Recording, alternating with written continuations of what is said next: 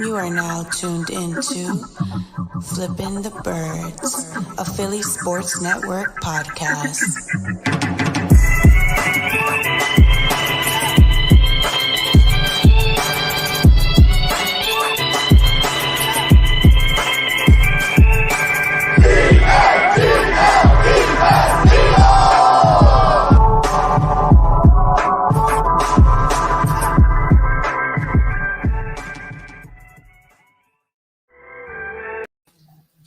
I don't know what's going on with the intro, but anyways, what's going on, Eagles fans? I'm Brian Cameron. He's Morgan Burkett. This is Flippin the Birds, episode 109, presented by Tick Pick, where you could get great seats at better prices without the extra fees.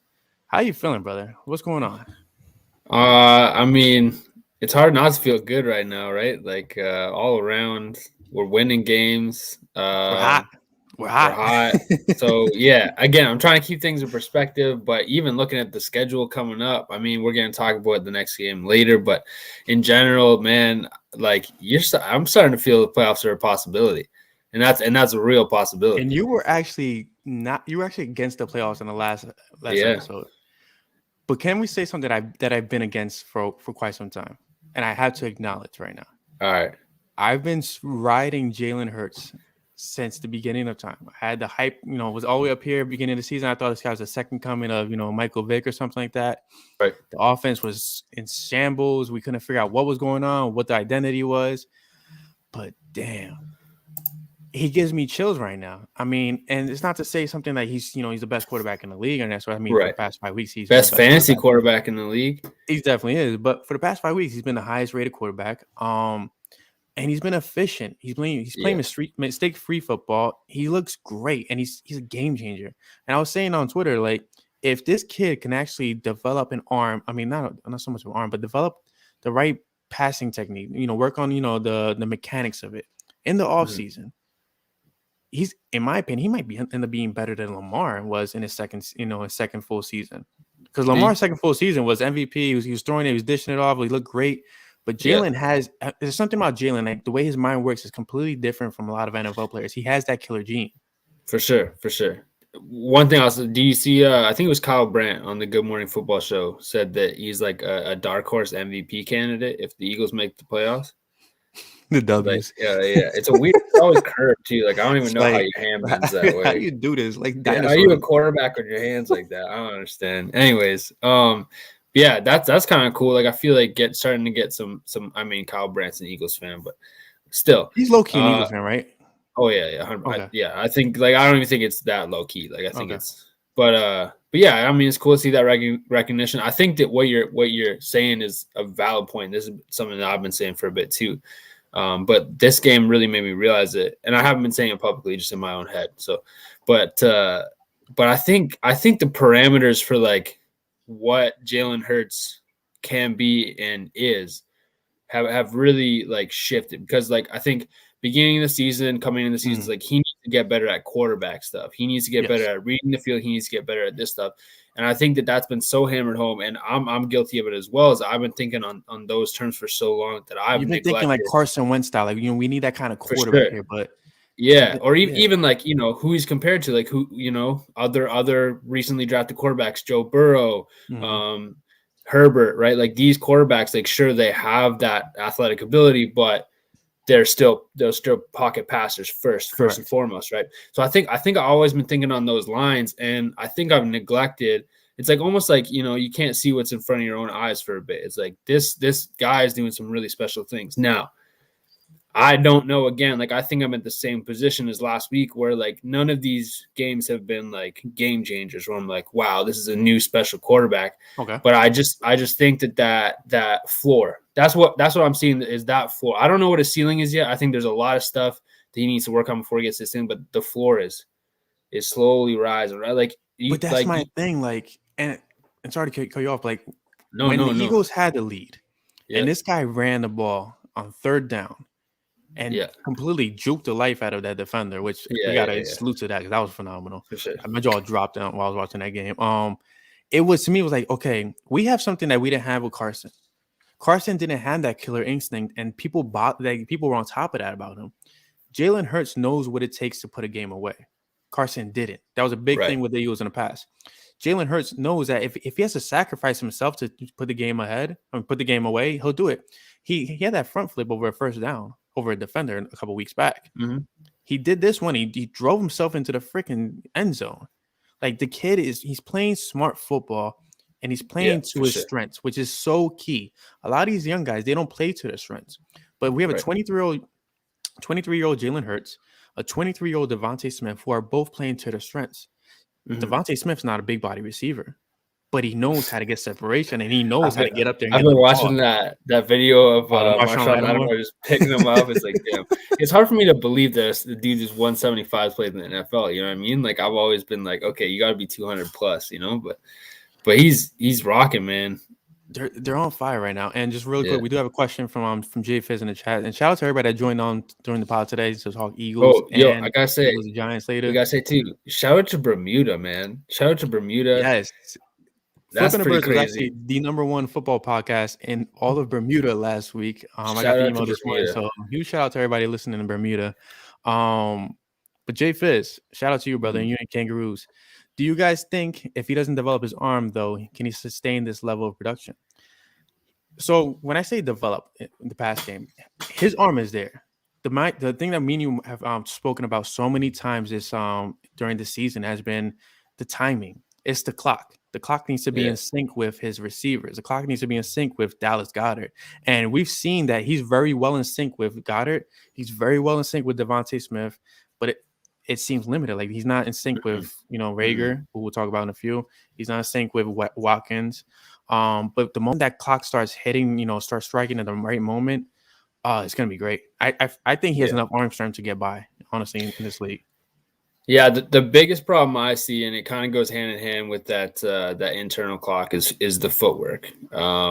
This is a big problem I always compare it to, it's not a perfect comparison, but I always compare it to Vic when he was coming back into Philly. And from what we saw before, he served his time, just not great. Similar to Jalen Hurts, just always getting out of the pocket early. Like, obviously a phenomenal athlete, made it work. Yeah. But similar stuff, and then came to Philly, and then really that process slowed down. The thing that I think it's similar, and it might be a weird comparison, but I compare this to like Markelle Fultz, and like, you just don't rehab those kind of things during the season. Yeah. You don't press those things. It's gonna happen. It's a process. So I think that if you really push him and you're like, hey, you need to work on the footwork during the season, you see a lot of regression. You see a lot of like mistakes then that are just panic, right? So you got to make him feel comfortable first. So I think that those, I mean, I hate to use the analogy, but I think that those roots are starting to, grow flowers, and we're seeing some. Exactly. We're seeing some improvement. It's not perfect. You still see him, like, there's still, even in the Saints game, a lot of clean pockets that he didn't need to get out of, that he's still getting out of. So, but I just think that he's slowly learning. It's definitely getting better. And then in the offseason, you just tackle that. You go, hey, man, listen, footwork's got to be rehabbed. I like the throwing motion. It's quick, but a lot of the problems with the long balls are he's scrambling, he's seeing it late, and then his feet aren't set, and then he's just trying to do that all arm. But the fact still, he's able to get the ball 40 yards downfield with all arm. Like, that's impressive. He's got arm strength. That's not in question. So Marquise does have a question. It's a Giants-Eagles question. Shout out to Lord Brunson. I always get it wrong. I had a W for some weird reason. But shout out to Brunson, friend of the show. Brunson thinks the Giants might be a trap game. Do you guys believe that as well? We are going to talk Eagles and Giants on the second half of the show. We'll be joined by Mike Basile.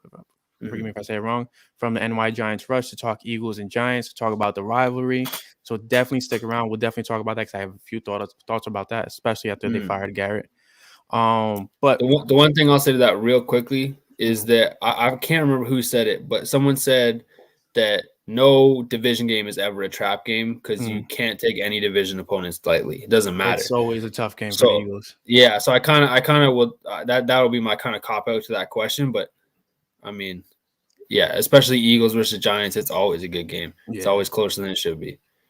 So sticking with the offense, we've praised Jalen Hurts. We've praised, Devontae Smith. There's one player who he's on the Jumping right into it. I like it. Yeah, we might as well. Yeah. He's on a short stick of praise. It's the elephant. As of late. Let's address the elephant in the room. I mean, obviously, Sean mentioned Rager's dad blocking him. Rager's father did have a comment, which made a lot of sense. Got deleted too recently. Yes, but I have a picture of it. It Received. made a lot of sense. So, we see the Eagles offense scheming Devontae Smith open. We see the Eagles offense scheming Dallas Goedert open. We see it scheming, Quez Watkins open when the time is necessary. Sure. Why isn't Jalen Reagor getting the same amount of respect? Now, I know he's not a great route runner. Yeah. I know he's not a great receiver. I still personally feel like there was way too many people in Philly that were so hyped about the kid's speed that they wanted Deshaun Jackson 2.0. Jalen Reagor is not that guy.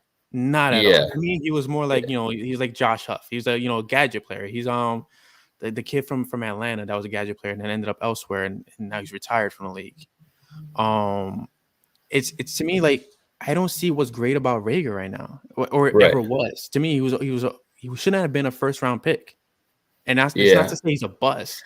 It's to say that the Eagles chose him too early, or any other team was going to choose him too early because nobody can scheme for this kid's strengths right now. It's just JJ Arcega-Whiteside got a target before Reagor did in the last game. Yeah. So I don't know what else to say about this. Yeah, I mean, I think you're right. I think at this point, might just have to come to terms with the fact that he's not a first round talent. I still think that like on paper and in the testing like that you look at that and you look at the measurables and you look at the combine stuff and like you look at all that and you see highlights of college and you're like, okay, this guy could be first round talent. The problem is what you're saying is like, if someone, doesn't type well, you're not going to hire them to be, someone who sends emails all the time, right? So it's like he's been put in a position early on in his career where he's got to be a wide receiver one, and he's not that. I think still that he has the ability and still has the opportunity to be a really good complementary receiver. Is that going to be in Philly? Like, I just think mentally he's checked out of here, and this is something that I've been talking about. That's huge. Like, how are you a first round pick? Like, this reminds me of Kadarius Toney. Like, the same player. They're the same guy. They're gadget players with very, very shifty speed. Sure. And they're both in offenses that can't take advantage of their abilities. Yeah. Sorry. Yeah. It's like angry about the Reagor situation. No, but it reminds me of Nelson Aguilar. Now, that being said, Super Bowl season, Aguilar had a revelation, right? Was way better. And I still think that we can get that out of Reagor. Like, I still think that he can have that kind of season, but in the Super Bowl season, Aguilar became a major focus of the offense. They were using him a lot, and that's what you have to do. I think what's going on right now is Sirianni is possibly, I know that they've said otherwise, but possibly fighting for his job still proving himself. Correct. Still's got a quarterback, and like if you're a coach and you got a quarterback and you've been told that this is your guy, like you don't make him look bad. You make him look as good as possible. You say, this is my quarterback for the future. You're not hiding anything because then you just look like a bad coach. So he's got to make himself, Jalen, look as good as possible. And right now, the way to do that is to force feed Dallas Goedert and Devontae Smith and run the football, right? So there's no room for Sirianni to go, hey, man, I really need to get Jalen Reagor the football. If it's Super Bowl or bust this year, absolutely. You need that. You need that complimentary receiver. You need that wide receiver 2, wide receiver 3, that guy. But the goal here is maybe get into the playoffs, get some playoff experience for these young guys, prove you have something going forward. At this point, he's just not a focus. And that being said, I think that there's some fair points being brought up about how he's being used. Like, I don't think that in this offense, they're giving him a chance to do what he does. Now, but if in the offseason, they said like Sirianni and him, like Sirianni would go after him because he dropped passes or he did, he ran the route wrong. Like, there's something that's not clicking with this kid, whether it's he's way too distracted of the outside noise, or whether he's just not capable of comprehending the NFL game. Like, I mentioned this multiple times about Jalen Hurts. The game's got to slow down for him to be as great as he can be. Mm-hmm. It doesn't seem like it's slowing down for Reagor at all. He's kind of like, it's a weird comparison as well, but I get like Ben Simmons vibes where like when another team knows you're not gonna do something, They're not like, so, okay, when Rager goes on the field and he's right, man, like the play that was brought up, it was really well done, man. Carried his defender, knocked him into another defender. There's a couple times where he's just there's this QB school guy I like to watch. I think his name is Mike. He calls it different. Anyway, he calls it a fuck off route. That's what he calls it. Essentially, you're getting the defender to fuck off. That's what he's doing, and he does that so well. Like, I think it goes overlooked. Like, Devontae Smith would not get the same amount of wide open completions if it were not for Rager. But if you're that guy and you're a first round pick and you're running fuck off routes all the time, like, I'm not happy. I'm starting to check out. And this is something I talked about as well, is like winning culture and like winning and that mentality, that culture is not for everyone. Right. And it's not because you don't want to win. It's because that type of winning culture, like Belichick has a winning culture. Okay. And Andy Reid has a winning culture. They're not the same coaches at all. Not the same. Right. So there's a difference between Jalen Reagor's a good receiver and wants to win. And there's a difference between that and he wants to win in Philly. And I just don't know at this point, like, how you salvage that really. I don't know what's going on behind the scenes, because it seems like he's loved by all. Like, if a teammate of yours is copped out and he's not putting in effort, you call him out. But it doesn't seem to be a problem like that. Right. So there's just some kind of weird divide. Yeah, I feel like it's just an off-season problem. Like, hopefully he comes swinging for next year. It would be nice to see him have one, like, breakout game. And I'm not talking like 100 yards, but, 4 or 5 just catches for 60. Yeah, that would be great. You mentioned a very interesting point, and it kind of makes sense to me. Like, hey, maybe Sirianni does feel like he's on the hot seat, so he's trying to make the best out of a terrible situation. Let's call it that, because we barely see Greg Ward get touches. And we know Greg Ward's, I'll admit this, one time only, so cherish this. Greg Ward is an efficient receiver. He can, he can catch the ball and, in the right spaces, and he can, get a little bit, runs after the catch. Quez Watkins, his targets have gone down significantly. It's been about Smith and Goddard. It's been about the run game. So I do see your point. I do see the fact that, hey, maybe Sirianni's focused on what's working, and whatever's not working, if he's still here next year, which most likely he is, then he works on Rager and company. And yes, Fizz, I'm respecting him. There's a couple. Go, right? No, the comment above that had me rolling. Ron called you out, and then also Sean brings up a really good point. Actually, I think that could happen. Time out. Don't ignore this comment. See, for me, I don't have no dog in this fight, because Thanksgiving for me was a month ago. Well, here's my thing, right? So you follow me on Instagram, so you can back me up on this. My daughter and my wife, they have a huge following on Instagram. Okay, they get sponsorships. So they're currently sponsored by a big time toy company that is requiring us to use photos of Christmassy stuff and videos of Christmassy stuff. So you just got the perfect excuse in the back pocket, eh? They're paying us, so that's legit why that's there. So yeah. That's why that's there, guys. I'm more of a let's enjoy thing. I'm big on Thanksgiving. Thanksgiving is my best holiday. I got called in on our draft podcast like a long time ago because I still had a Christmas tree in the background, man. I'm all for Christmas. I'm feeling the vibes already. I remember that. Yeah. I don't know. I went to a Christmas market this weekend. I'm just, I'm already jolly. But yeah, going back to what Sean was saying, I think that's a great opportunity. Honestly, after the bye, getting a couple plays to get Rager going, it could mean a world of difference. I think that's a great point. Don't know really if I can elaborate on how. I think he's been really working on his like 3-step cuts, so like ins and outs. I think if you just do quick cuts, but on top of that, he's gained negative yardage for the past couple of games, and the screen passes, which is his bread and butter. And my issue with Rager is, and this goes back to the tape of last year, he runs towards the defenders. Why are you not running the opposite way like Devontae Smith does? Why are you not? What is it that you want to pull off that you're not doing? That you need to run to the defender. The thing that I noticed that's the most damning is the punt returns. Like punt returns, there's a few times where like he's stepping out of bounds like 4 or 5 yards before he's going to meet the defender, and that's where I see like the defeated person. And like similar on screens, you're just like he's over it, man. And like I don't really blame him. You're brought in as like you're a first round guy. You're going to carry this team, and then that's what you're getting. So like you have to get over that. I'm like you're a professional, but I do see how that's tough. Like Greg Ward, you're talking about Greg Ward. Like Greg Ward's the biggest team player you could have. He doesn't care. He'll block. Same with J-Jaw, right? He'll block. He doesn't care. He gets one catch a year and he's happy. He collects his paycheck. I just don't think Rager's that guy. Rager's got a lot of pride and like. So you think the Eagles get in the way of the production? I think if you have any type of receiver that averages negative or 1 yard, like that's not on the receiver anymore. If he's out averaging, 20 yards and a couple drops, okay. But like he's not dropping that much. He had like one drop, maybe 2 drops in a couple of weeks. Like he's really not getting targets. The other thing I will say that's affecting both him and Quez Watkins is just game plan. They're running the football more. When you only have, 15 passes, 18 passes a game, you're not going to dedicate. And yes, absolutely, Ben. I mean, I don't know when it was a question. I'm hoping like I don't know, like we're hoping we get into a situation where we like rest starters or like maybe it's a blowout game and Greg Ward gets a couple of passes. That's what I'm hoping. You're dying for Greg Ward QB2. It just like the plays that Chiefs always do, or like I think the Giants ran a play with Kadarius. Who?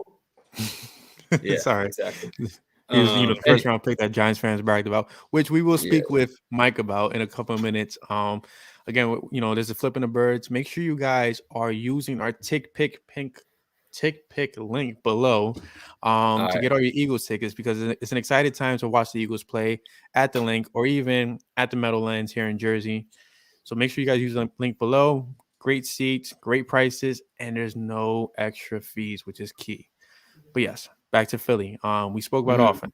I feel like we got to talk about your bread and butter, because every week you love talking about defense, whether it's good or bad. So the only thing I got on the defense is Darius Slay's a freaking man. Yeah. I don't care what nobody says. We said it last week, man. Give that man a blank check. You sign him. Bro, absolutely. You do not move on from this man at all this offseason. And they're talking about possibly re-signing Steven Nelson. They haven't ruled that out, apparently. So that's a new rumor going around. I can take it or leave that, but he's been serviceable. Let's call it that. If they can draft the corner, then Steven Nelson is still serviceable. Yeah. I don't think you get Derek Stingley in this draft. And I think it's Amon Garner. Is that his name? I haven't done my research yet, but you're in weird positions to get corners in the next draft. So I don't care if you go into this draft with like 2 veteran corners and then you can draft defense. That'd be nice. That'd be a nice situation to be in.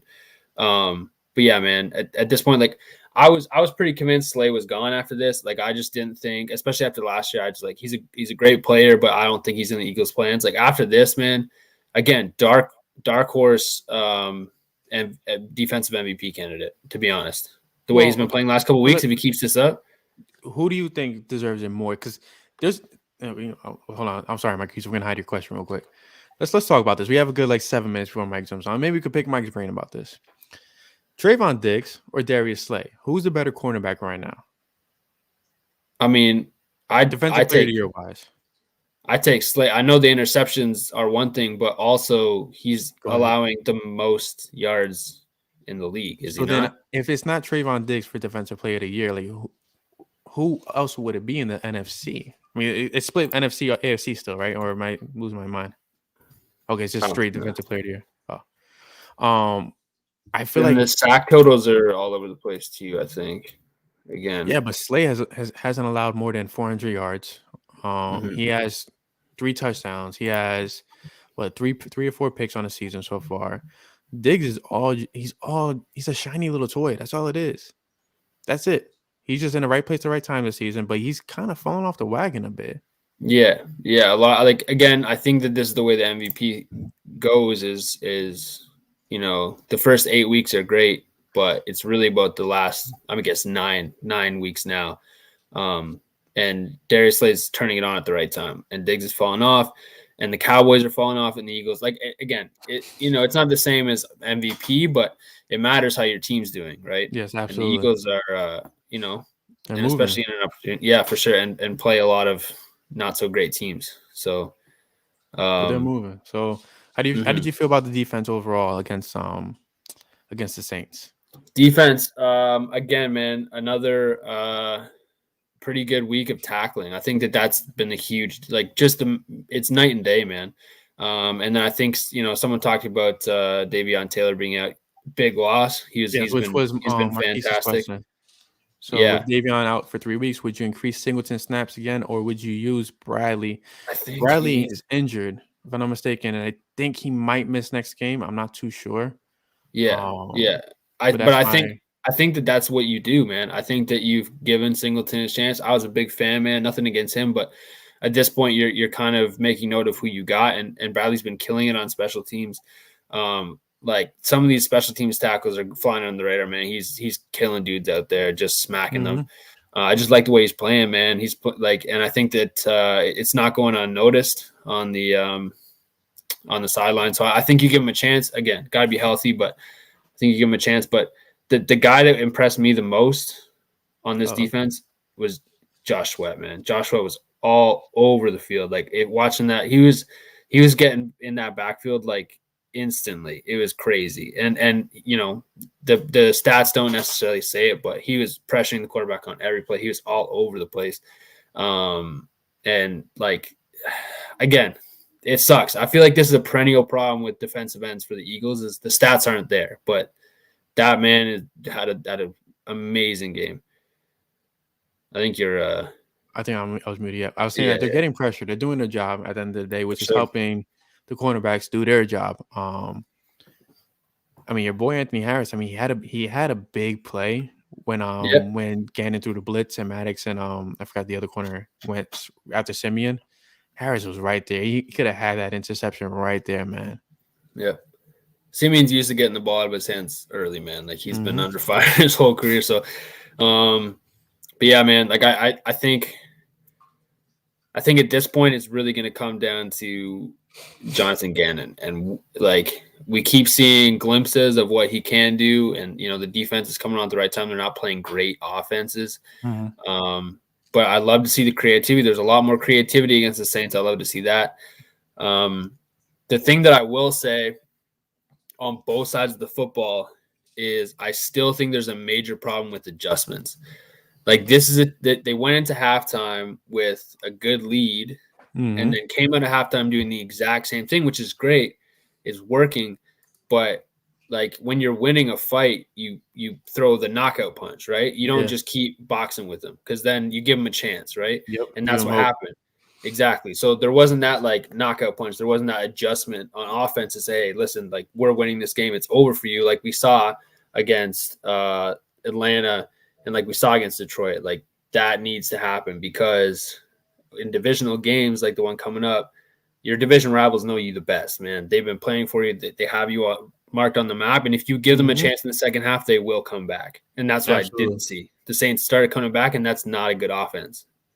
And a pretty good defense, don't get me wrong, but there was opportunities there to really capitalize, and they didn't because there was no adjustment at halftime, and that's what I worry about. I second that, and it's funny because you mentioned a knockout punch, and without Jalen Hurts rushing for that 24-yard or 26-yard touchdown at the end of the game, that was a knockout punch. This game was way too close for comfort.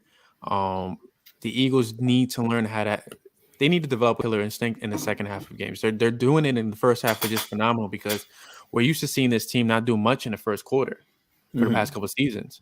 So the fact that they're landing haymakers in the first half, they got to throw out that knockout punch the moment the second half begins, and they have to really go for the jugular. The fact that they're not doing that is scary right now because, listen, we're facing a Giants team that, in my opinion, is probably one of the most scariest games coming up just for the fact that they fired Garrett today.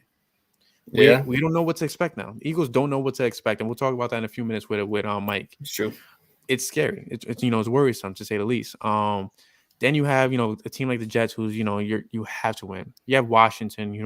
Their defense shows up. You got to be able to really put your foot on on the throat of these opponents and say, yeah, this is my way. This is my game. We're winning this our way, and that's it. But I would hate to face a motivated team like the Giants right now that didn't want to prove that they're better off without Garrett than they were with him. Yeah. I mean, you saw it a bit, but what I'm really hoping for is Fletch and Javon Hargrave. Like, that was a perfect opportunity for them to just shut down that game. And, they definitely made some good plays and were putting pressure on the quarterback. But, that's when it should just be over. With the defensive line we have, when you get a lead like that, it should just be over. And it hasn't been. So, really quick before we get an opportunity for that. Absolutely. Before we welcome Mike onto the show. TJ Edwards, Avonte Maddox, and Dallas Goedert all got extensions over the weekend. Happy about the Goddard extension because I'm pretty sure we talked about this. I was a little panicking about that. Maddox was a great move because he's having a phenomenal season. Edwards was a little surprised of an extension, even though it is on only 1 year. But he's played efficient at the linebacker position so far. Yeah, I think all great signs. I think with Edwards is just like we've seen what you can do. We didn't really have the opportunity to fully evaluate you. Let's give you another year. See if you can really take over. Maddox, like I feel like that's one of those signings that pays dividends for years to come. Like I just think if you can put him in the slot, he's one of those guys that just like. I mean, what happened when we had the number 1 slot corner in the league? With Patrick Robertson, we won the Super Bowl. Those are those underrated signings, right? Like a left guard, a slot corner. Those are those kind of signings. To Nickel Roby Coleman? I don't even know, man. He did go somewhere. But on that note, we're gonna welcome to the show. I'm gonna say Mikey Fresh, just because I don't want to mispronunciate your last name. He's with the Lions. All good. Yeah. All good. Thanks for having me, fellas. Appreciate it, man. Mike is coming from NY Giants Rush. You live in Jersey? Yeah, northern New Jersey, born and raised. It's Basile. Okay. It's Basile, by the way, last name. It's all good. Basile, damn it. I know. I tell people it's like Basil with an E at the end. It's pronounced Basile though. But yeah, great to be here. Thanks for having me. You guys do a good job. So excited. Appreciate it, man. We appreciate you coming on. Hey, I gotta say one thing. One of my favorite videos of all time is Cop Bizzle during the draft. The Giants fan that was going crazy over the Devontae Smith pick. I watch that probably like once a month at this point in my life because it's damn near hilarious every single time I watch it. The way the guy was reacting, like, why is this team always doing this to us? Yeah, it's funny. I for the longest time before the draft was all over Smith. I wanted him bad, and as soon as that trade happened, I was like, what are they doing? What's going on? And then I was like, oh no. So you guys got a great one, man. I think he's a special player. So that was legit. Like the rumors of actually you guys aiming for Smith in the draft where he was going to fall to you guys. Was that legit actual thing that was happening? Is that why they traded back? And yeah, as an organization, you know, they're never going to admit something like that. But I do believe that they would have taken Smith. From what I've seen, Judge was really fond of him, Joe Judge. And then when that happened, you know, they figured, hey, Fields is still on the board. Let's take advantage and fleece some team. And they were able to move back and accumulate picks. So I respect it. Oh, I didn't respect the 20 pick, but we'll stick with it. Like, what's your thoughts on the first round receiver that you did pick up?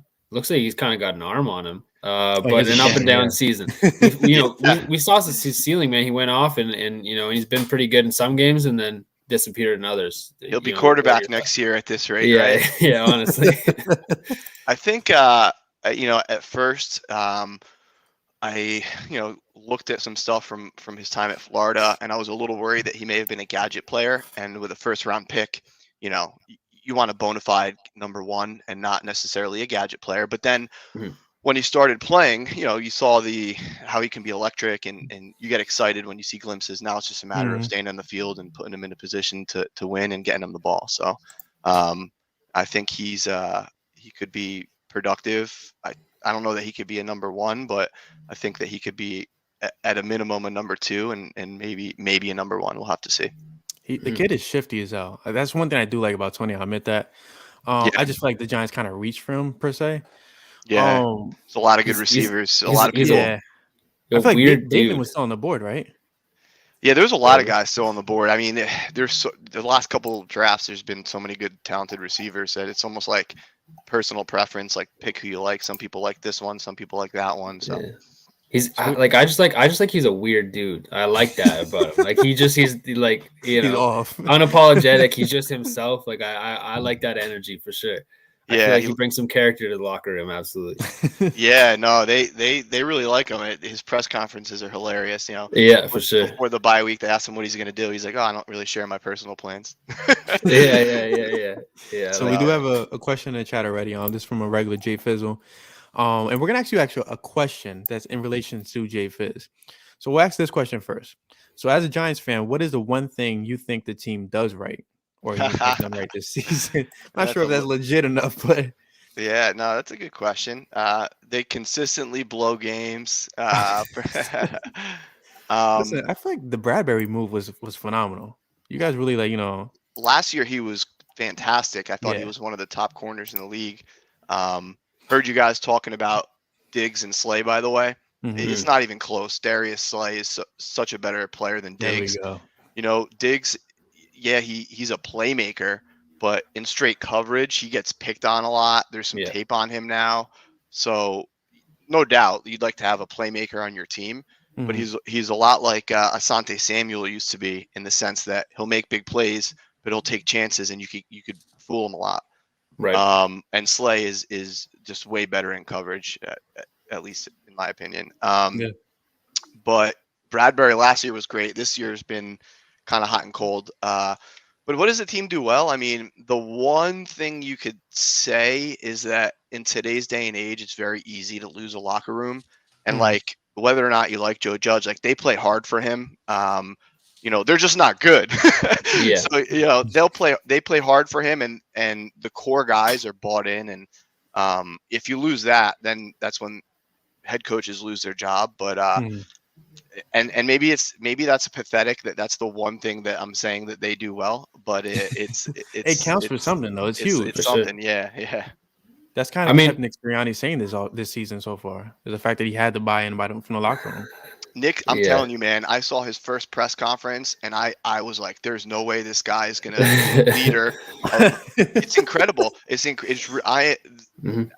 They have been so impressive. Their win streak that they're on lately, the last few weeks. You know, and we'll get into it a little more, I'm sure. But what do you guys feel like? What's the sentiment on Sirianni over there? Is it excitement because of the recent rally, or is it still like questioning some of his quotes and some of the directions and stuff like that from him? The garden is blooming. Yeah, that's the way to look at it. I mean, we actually were fans of Nick Sirianni signing because we felt like, you know, picking from what Indianapolis did, which was great, and, you know, in the run game, he would have brought that to Philly. But we also knew that with the idea of the front office, where they wanted a passing game, they wanted, you know, a legendary quarterback, they wanted, you know, the whole bells and whistles out of the quarterback. We knew that was kind of create a wedge between the fan base and Nick Sirianni. But the fact that they're running his style of offense now, it's what we expected at this point. Yeah, that's been the major thing, I think, is like what we expected out of him didn't come out until week 7. You know, so that's been the confusing part. But I think one of the things that we really like about him, that we've really been enjoying, is that he was known as a guy who could develop players. And so going with this young core, like, I think that this is a hiring where, you know, it pays off in 2 to 3 years more so than this year. And it's great to see the wins now, but I think we were both kind of expecting to miss the playoffs this year. And the fact that we're kind of in the mixes. I had them at the challenge. All right. I did have my challenge. I didn't take know it away from me. I did have them there. But real quick, before I move on, don't forget, and Jay Fizz is actually talking about this in chat. Shoot. Mike, I'm asking you a personal question. Sure. An actual professional question at the same time. Love it. Who from the Giants? So who from the Giants, and yourself included, like, do you feel like anybody could actually beat a kangaroo 1-on-1 in a fist fight? Like, I'm being so honest right now. Oh man, who came up with that question? So our guy Jay Fizz, he's a regular, regular watcher on the show. We actually had Sean Bradley on the podcast one time, and the question came up in the chat. It was trending on Twitter with him for some reason. Yeah. And we asked Sean, and Sean was like, like, I don't think I could beat a kangaroo 1-on-1. And no, he switched up. He switched up. He said yes eventually. Okay. I personally don't think I could fight a kangaroo 1-on-1. I mean, I've seen that damn meme on Instagram with the bulky looking Vin Diesel one. I don't want to touch a kangaroo. Yeah. But how you feeling about that? Nobody, man. A kangaroo's gonna be like Mike Tyson, just knockout after knockout. That's how I see it. Yeah. I mean, we could honestly stop there. That's a great answer. But going into the game, like, for me, honestly, I know that this is a developing team in the Giants, but on paper, certainly not quite as bad as we've seen. And I think there's definitely a lot of, I mean, especially coming in the offseason. You signed Kenny Golladay, who should have been a revelation for wide receiver 1. Got a nice first round pick who was a good complement to that. Been drafting what seemed to be fairly solid offensive linemen, and have Daniel Jones, who's definitely shown some glimpses. Obviously, it's been a roller coaster with him, but plays well against the Eagles at least. And then kind of fell flat. But and the defense, hasn't been great either, but is built the right way. I think that you got the big guys up front, some guys that are hard to move, and there's some talent here, and it just feels like to me from the outside looking in, there's a disconnect there between what we're seeing and what we should be seeing. And they've been competitive, they've been okay, but I was expecting some upsets this year, and haven't really seen that. So what do you think is the biggest thing keeping them from getting to where they should be? Or do you think this is just like pulling up the curtain and they're that team and we just expected a bit more? It's a great question.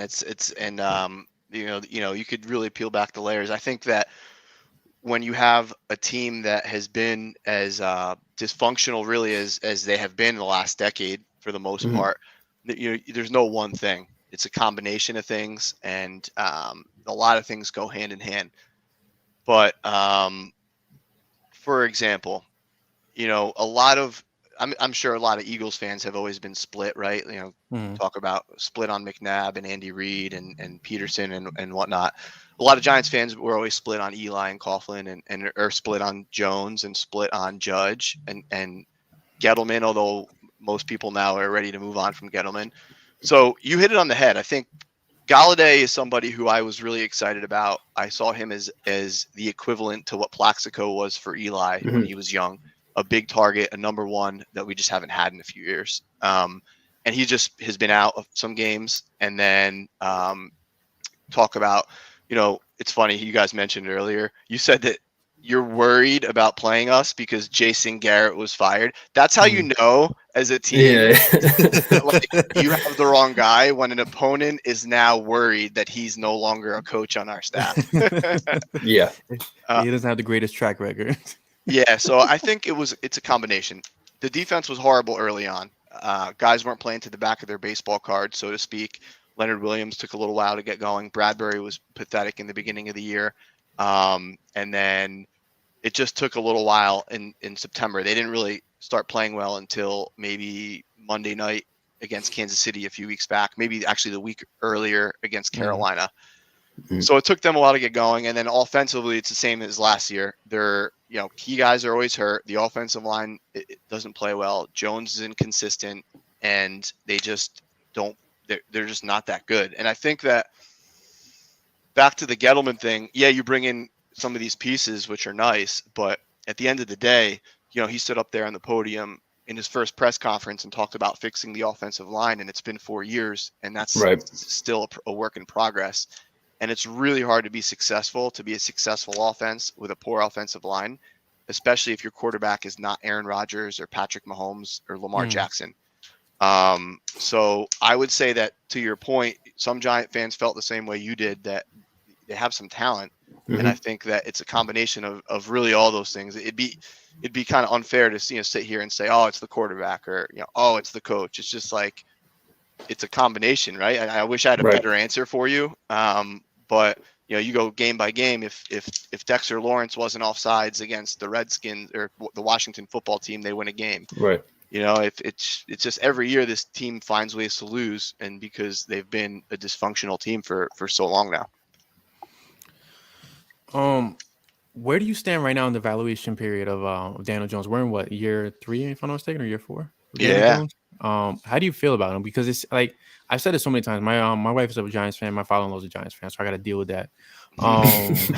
Yeah. But could be Daniel worse. Jones, could be Cowboys fans. Yeah, no, her cousin's a Cowboys fan. I gotta hear that. Tough. Can't get worse. I feel like there's moments where Daniel Jones, to me, he looks like he could hit that elite button at any point.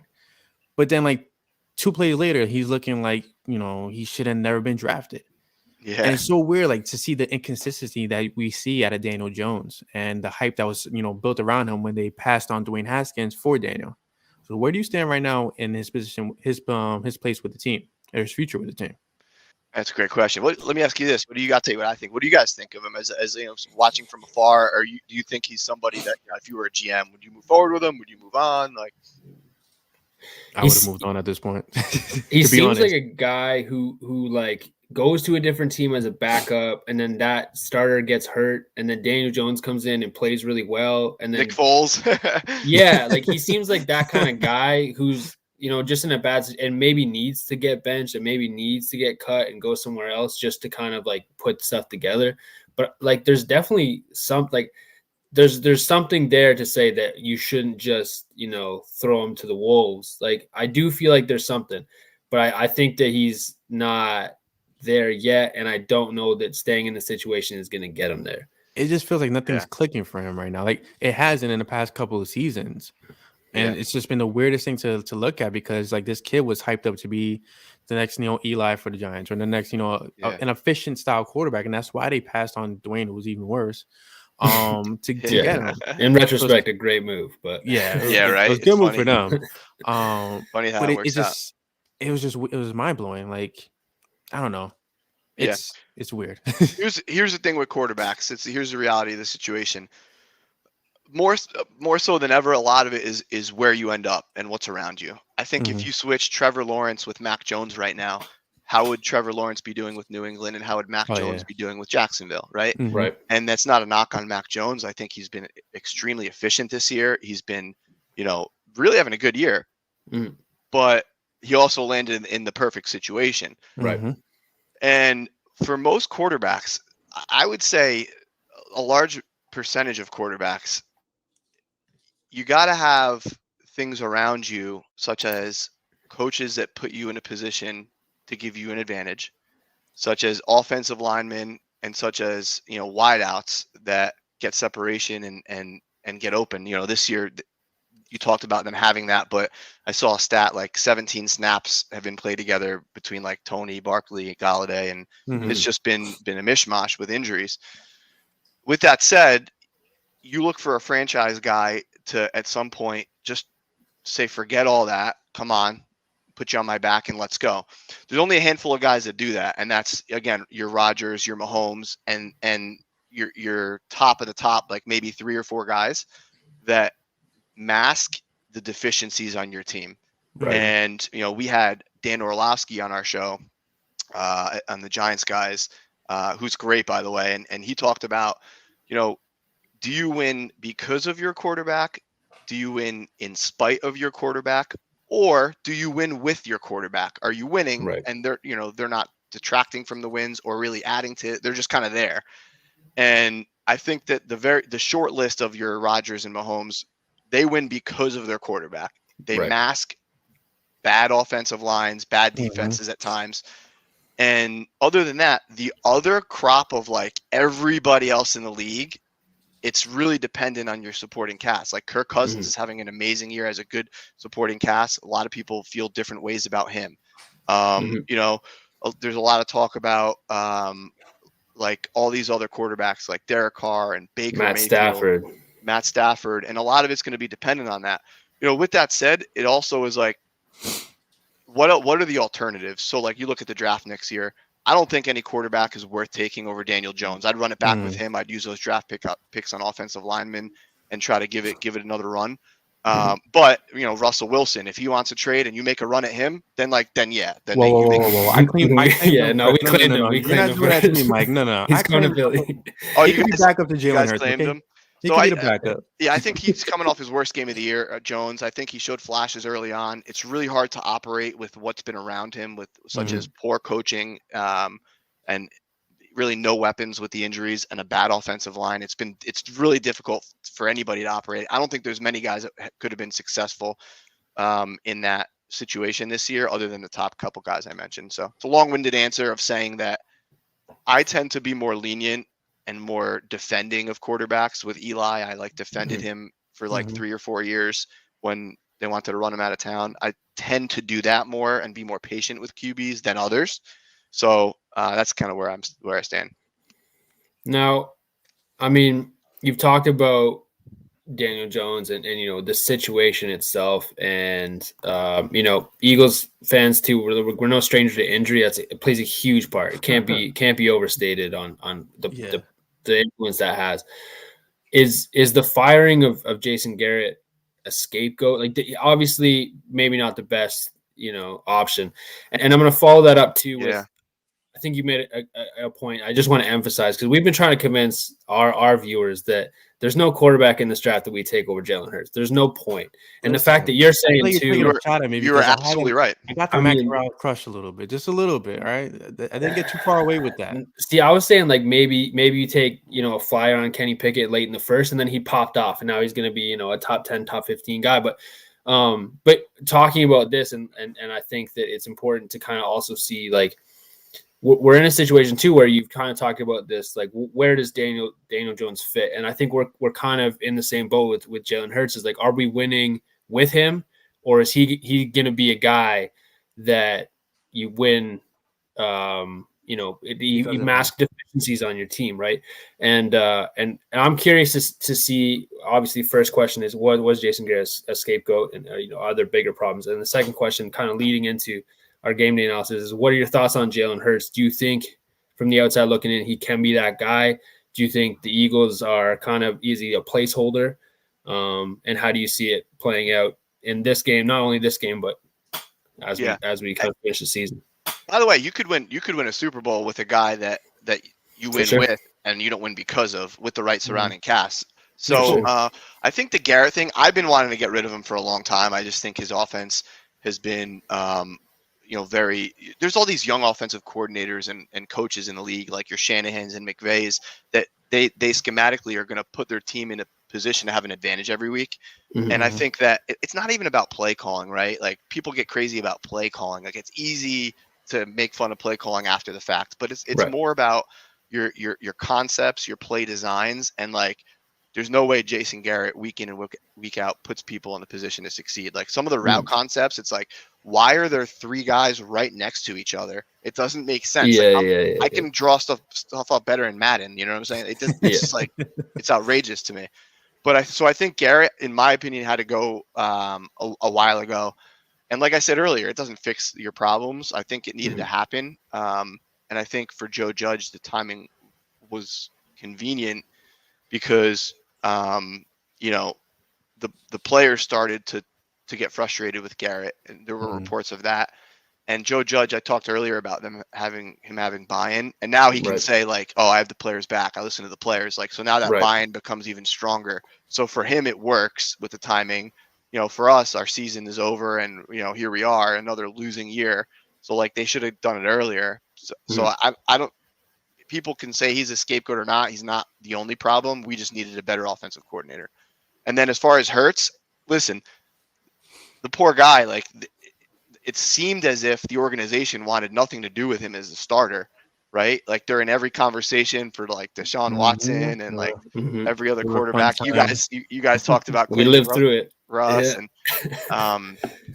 which again, I don't think you can draft, like you said, there's no way you could draft one of these quarterbacks with how he's produced this year. Like, you look at him, he has those intangibles that maybe he doesn't throw the prettiest downfield ball, and maybe he doesn't have a Matthew Stafford arm, right? But like, he's got like a leadership quality. He's got a confidence about him, a poise about him. Obviously, he's athletic and he moves, and he's a big part of the running game. So like, he could be productive, and he's proven that. He's putting up points, and they have one of the top running games in the league. The real question is what it comes down to is, and people have these questions about Lamar. I think they've kind of been answered this year, but like, what happens when you're down 2 touchdowns in the fourth quarter and you need that game? Like, can he stand in the pocket and win that way? Can he win when the running game is shut down and, it's kind of a shootout? Like, can he win those types of games? And I'm not saying he can or can't. I'm just saying, when you look at a franchise quarterback, there's going to be moments when you need to do that, when you have to sustain success or Super Bowl runs. And I haven't seen him consistently make those throws to tell me that he can do that. Not to say he can't, but right now, like, I've seen enough from him to absolutely, I'd bring him back. Like, unless like Russell Wilson falls in your lap. Yeah. I mean, that's pretty much what we've been saying. And to clarify too, like, we're saying that Russell Wilson is one of those guys that if you can get, you just get. Not that it's any commentary on Jalen Hurts. Like, if Russell Wilson's available, he wants to come to Philly, you just do that. Like, there's no ifs, ands, or buts. Yeah, he's one of those guys, right? Like Rodgers, Mahomes, the game changer, and him. Yeah, it's not an indictment. You're right. It's not an indictment on any of those guys. Like other guys are having good years. Like Cousins having a fantastic year. Sure. If Russell Wilson says I want to play for the Vikings, like Kirk Cousins is gone. Yeah. And that's what it is. All right, so let's get down to the nitty and gritty. Giants and Eagles, past 10 years, Eagles have owned the record. You guys are 4-14 against us. Owned us since I started watching football. It's been crazy. It's the last 20 years. But this feels like a weird game for a lot of reasons. Eagles are hot. We haven't been this hot at all this season. Giants, like I said, it's scary that they got rid of Garrett because now there's a little fire cooking within the Meadowlands right now. And it's scary to see what that fire is going to brew because we don't know what to expect from Freddie Kitchens. We saw him with Baker Mayfield, but they had a little run. We don't know what to expect from a motivated Giants team where a lot of, we know Joe Judge is very bitter about how last season ended when we robbed you guys of the playoffs that you guys lost yourselves. But anyways, it's scary. At the end of the day, football, any team can win at any point. It's there's no guarantees unless there's not even a divisional game. For sure. How do you see? Well, first, how do you see this team responding to the Garrett firing against a team like Philly? Like I said, their coach is bitter about, and their coach grew up rooting for as well. How do you see a team responding to a team like Philly right now? Yeah, I think. Yeah, maybe a little shot in the arm, like Garrett being gone and players maybe being excited or whatever. But this goes back to what I was saying earlier. They haven't really laid down with Judge. Last year they were 1-7 and kind of fought at the end of the year, and this year they battled back. And if he keeps it together, and keeps the locker room, that'd be a small victory for him. So they're not going to lay down. Division games are always tough. The matchup that concerns me is just both lines, right? Like you guys really have a big advantage with your offensive line and your defensive line, and in the trenches, that's where the game could be decided. We're a team that likes to go 3 and out and give the other team 35-40 minutes of possession. So if you get that running game going and start your O-line continues playing the way they've been playing, it's going to be tough. Our defense will be on the field a lot, and it's going to come down to third downs and red zones. So that's the key. If we can somehow try to make Hurts beat them through the air, and I'm sure teams have tried to do that. It's easier said than done. Then that's what they'll try to do. But yeah, that's just a big advantage on your side. Well, I mean, it's an interesting point because this is one of the things that I want to talk about is the defensive side of the football. The Eagles, like we're kind of playing into some advantage that the Giants do have is we love to run inside zones, maybe some split zones right up the middle. And you got 3 monster defensive linemen that are hard to move from side to side. You got to throw double teams at them. Eagles don't love to do that. Sometimes it'll happen, but really more of a, move the defensive line laterally, make cutbacks. And then, you're playing, some okay linebackers, but a defensive team that's, I think, on the way up in terms of covering the pass. They're limiting a team's a bit better. I mean, obviously up and down, but I think, like you said, coming on a bit toward they can actually stop some people. They can make it difficult. And Jalen Hurts, again, we've seen what he can do, but do we trust him to win a game with his arm? So if this running game can't get going, and it's we're forced to pass, what do you think this offense has to do to beat the if we can't run the football, we have to depend on the pass. What's the limit? Like, how many points do the Giants then have to put up? Because what I think and what I see happening is, okay, this Giants team somehow figures out to limit this this offense to 21 points. And at that point, do you trust this Giants offense to say, hey, we can compete? And then it comes down in the fourth quarter. And then it's, one of those division games we've seen where last point wins. Like, do you think this defense has enough? Can they get it going? Because I see some upside. Yeah. You know what? The Giants haven't shown in the last two seasons is that 21 points is where their offense is going to get to. They Right. average like 17, 18 points a game. And I think that, if the running game is not going, I think that it's going to be just the matchups of taking advantage of our linebacking core, which is poor without Blake Martinez. Tay Crowder and Ragland, they're just not like starting caliber linebackers, and they're just role players. Unfortunately, they have to play and they have to be starters. So if your O-line can block Leonard Williams and kind of keep him at bay and can control some of our D tackles, then if you get to the second level, again, our linebackers aren't good.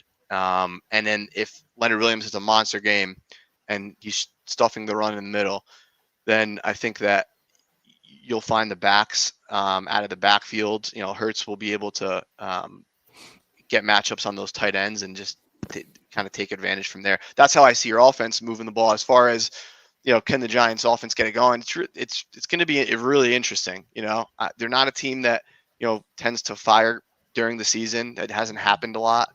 It's very rare when that happens. It's happened maybe 2 times in the last 15 years. So I think that there will be a little bit of a boost. I think they're going to go down the field. Last year when Freddie Kitchens called plays the one game, I think Garrett had COVID or something. It was against the Browns, and he threw the ball down the field a lot. So I think that they're going to just try to open it up a little bit, and that's what we've been saying. If the Giants are if we're going to be here at the end of the year having to move on from our quarterback, like, let him go down swinging, just sling it down the field. Enough of these slants and curls and 2-yard outs. Like, let him sling it down the field. He actually throws a good deep ball if he's protected. So just, again, throw it up to Galladay. Like, see what happens, right? So I feel like this game has the makings of one of those big games where it's a tight narrow for victory. Both teams have to play mistake-free football. I got to experience that Giants and Eagles game back in 2017, where Eagles had to kick that 61-yarder just to win the game, and it was electric in there. I took my father-in-law; he's a Giants fan. It was very fun. But it does feel like this game has the makings of that style of a fight, because, like I said, both teams they hate each other's guts. Giants need to kind of fix their season. Eagles need to keep rolling in order to make something out of their season. And what better way to spoil the Eagles' season by beating us in was considered a winnable game. Yeah. What do you think is the key for the one key thing that the Giants need to do in order to really seal this game, in order to really win this game? The one ingredient that needs to happen that they cook up on Sunday in order for them to really just take over and knock the Eagles off their high horse right now. Yeah, I think they're going to have to affect Hurts. I think they're going to have to get him off his spot, make sure he's uncomfortable. Don't let him sit back there. They have a tendency, although the defense under Patrick Graham has played better of late until last night's debacle. They just still don't have like an edge pass, a great like pass rusher. Like Ojolari has shown some signs as a rookie. Williams from the inside, but like they don't have a consistent pass rush, and like they have to rely on like coverage sacks if you watch them play, and too many times in key third downs, they sit back, play that zone, and they don't get there. And if Hurts is comfortable, he's playing well. He's going to make plays. He's going to be productive. He's going to move the sticks. So I think they got to affect him, move him, keep him contained, but also don't let him have 5 seconds back there to throw. Like, make him go to the second read. Make him not have time to go to the second read. And I don't watch enough of him to watch film. Is he a guy that if his first guy's not there, he kind of looks to run? You bet. That's been our thing about him bailing out of the pocket too quickly. And Jones kind of locks on guys too, right? Like, it's young quarterbacks have got to get out of that habit. But if they can get that first guy covered and get home and kind of keep him contained with a spy or whatever it is that they concoct, I think that's the key. If he's comfortable, plus that running game and offensive line you have, you're going to control the game. Now, I'll keep it quick, but I think maybe the wild card is, you got a pretty good running back in New York as well. Obviously, Philly so bad. Obviously, everyone wants to get rid of him. Nobody wants him back. Really? Terrible injuries, man. Like bad luck, right? Like, yeah. We hate to see that, but this Eagles team historically good at, against the run, like really good against the run. Generally, this year have just been terrible. Letting guys run all over them, especially you get this kind of like Saquon's kind of a hybrid where he's big and he's fast. We've really had trouble against some big guys. We've really had trouble against some fast guys. Do you see him coming back to that form? Is this maybe one of those games where he can get going and really affect the game, or is this just another lost season? Yeah, he hasn't been utilized the right way. I mean, nobody has. That's why Jason Garrett's not there. But right, he's it's a mental thing where he runs up the middle and he hesitates. He's not the same guy up the middle, and he's yet to really show that he could be the same explosive type of player. On top of that, people make fun of the pass blocking. I think the pass blocking has been a little bit better. The run blocking of the Giants is non-existent. They don't get any push. Like they just don't, like against anybody. It's really hard for them to create any type of space at all. When they do have a successful running game, it's with Jones, and it's with some of those design plays. So, if anything, I think it would be Barkley out of the backfield that would be catching some passes and stuff like that. But don't trust me. We're not going to come in there and run all over you. Mark it down. Zero chance of that. Right. So. Makes me feel a bit better, to be honest. So we've crossed the hour mark. This is Morgan's favorite part of the show that I'm about to bring up. Let's talk numbers. What is your prediction for Sunday, Eagles versus Giants, and who do you think falls on top? Yeah. It's always tough, man. You always get put on the spot. I don't know what to expect from the offense. I really don't. That's why when you said what's the key to the game, I kept it to your offense and our defense, because I don't know what to expect from our offense and how they respond to that. And I think that these division games, anything can happen. I think there'll be some points. I could see some points being scored. Maybe a couple turnovers. It'll probably come down to which team has the cleaner game. And I'm going to say 27-26 Giants, I'll say. All right. I love it. Just because usually when I'm expecting them to lose, they occasionally will surprise. But the matchups favor you guys, like I said earlier, in the trenches and stuff. But division games, you never know, man. Okay. What about you, Mort? So I mean, I think the final score that I'm predicting is going to sound a little more damning, but I think it's going to be 27-17 for the Eagles. But I think it's going to be one of those situations where it's 24-17 for a long time, and the Giants get a couple of chances to really, make this a scary game. Like, even with the last couple of wins for the Eagles, like it's been scary. Like even the Saints came back. What business do the Saints have coming back, right? So I just think it's going to be one of those games where Sirianni hasn't quite learned his lesson with the halftime adjustments. Lets another team come out, make some adjustments, and it's going to be tough. Again, you lost your offensive coordinator, but they're going to find something that works coming out of halftime. I think it's going to be a close game, and then the Eagles. Jake Elliott comes in, puts another field goal on the board, and that kind of puts it out of reach. But I think it's going to be one of those games where it's going to be close until the end, and then the Eagles put it out of one score game. But I think it's going to be 27-17, but close for the most part. That's my prediction. So against the Saints, I felt good. Going in, I was like, I hate the Saints more than I hate the Cowboys and the Giants. Really? It's always been a weird thing that they aggravate me more than anybody else. They stole Malcolm too. And it's so funny. So real quick, little side note. Where I work, and I live in Jersey. Malcolm Jenkins' family lives right next to where I work. Father and mother came in, and I'm like, "Oh, you guys Malcolm?" Because I saw the Jenkins name. I'm like, "Are you guys Malcolm's parents?" They're like, yeah. They told me on the spot that he was not coming back to Philly.